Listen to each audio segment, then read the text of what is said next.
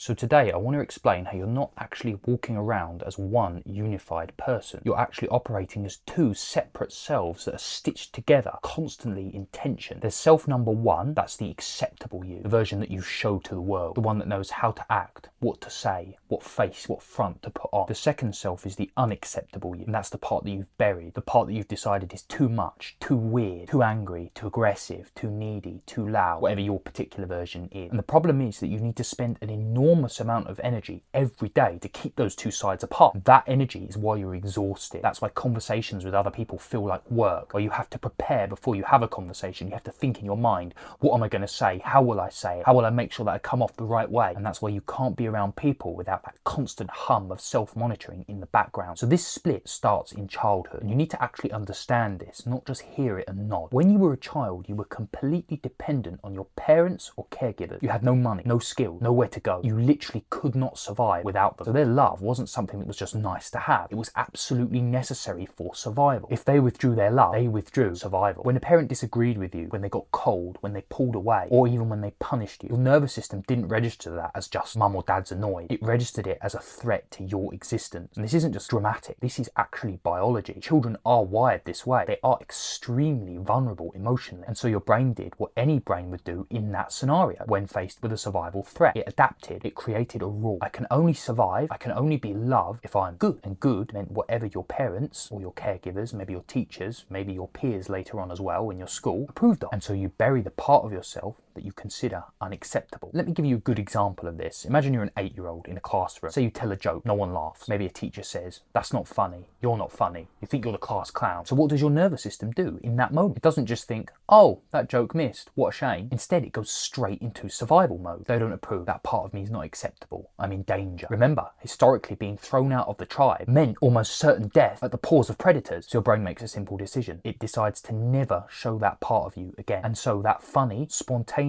joke-telling part of you gets suppressed, buried deep down into your subconscious. You lock it away, label it unacceptable, push it all the way down into the basement. And of course, everyone's experience of this is different. Maybe it wasn't jokes for you. Maybe it was you were considered too loud. Maybe you were considered too sensitive and you were told to stop crying whenever you got upset. Maybe you were made to feel stupid when you asked certain questions because you were more curious than most other kids. Whatever it was, that doesn't really matter here. What matters is that part of yourself got labelled bad, and then you banished that part of yourself. And what was the result? You start believing that only part of you is allowed to exist. And that belief is still running today, right now, in your adult life. And so what do you do when part of you gets locked away? Well, of course you compensate. You build a front, you wear a mask, you show a curated, polished version of yourself, and you present that to the world. And then this is where the ego is born. And by ego here, I mean the effort to hold up that front, the effort it takes to be acceptable. And it kind of works like a filter that runs before every sentence you say. If I say this, will they approve? If I say this, will they reject me or will they accept me? It's that constant low-level performance, monitoring and editing in real time. And then you're not living, you're not connecting, you're managing how you come across, managing what you let out, and managing what part of you stays hidden. And the best part of this, the most ironic part, is that the more you try to hide that unacceptable part, the more that suppression colours everything that you do. You become guarded, filtered. People don't know why, but when they interact with you, something always feels slightly off. People can't put their finger on it. You think you're performing just fine. You're congratulating yourself on how confident you must appear. What a great performance you put on. People feel the inauthenticity, even if they can't actually name it. And that's because you're not actually there. You're behind the mask running a performance. And now I'm going to tell you what this costs you. First of all, you people please. Because sitting in your subconscious is the belief that you're not enough as you are just by being a human. So you try to compensate for that. You say yes when you mean no, and you bend yourself into whatever shape you think the other person needs. Maybe you have anxiety when you speak in a group, or when you speak to a stranger. You think, what if they reject me? What if I say the wrong thing? Your brain is still stuck in this paradigm where it thinks rejection equals death. And of course, you can't access flow in conversations because flow requires presence. And you can't be present when half your brain is running a filter in real time on everything that you say. And you probably hide your real intentions too, whether that's in relationships or at work, in friendship. You can't state clearly what you want, what you need, because wanting things, being seen to want, feels dangerous and ultimately feel fundamentally flawed. So what's the solution? Simple. It's radical self-acceptance and reintegration of all of the parts of yourself that you've suppressed since childhood. Understanding that just being human is enough. Letting go of all all of that social conditioning, dropping the front and just speaking authentically from your feeling, letting your words flow. Instead of thinking before you speak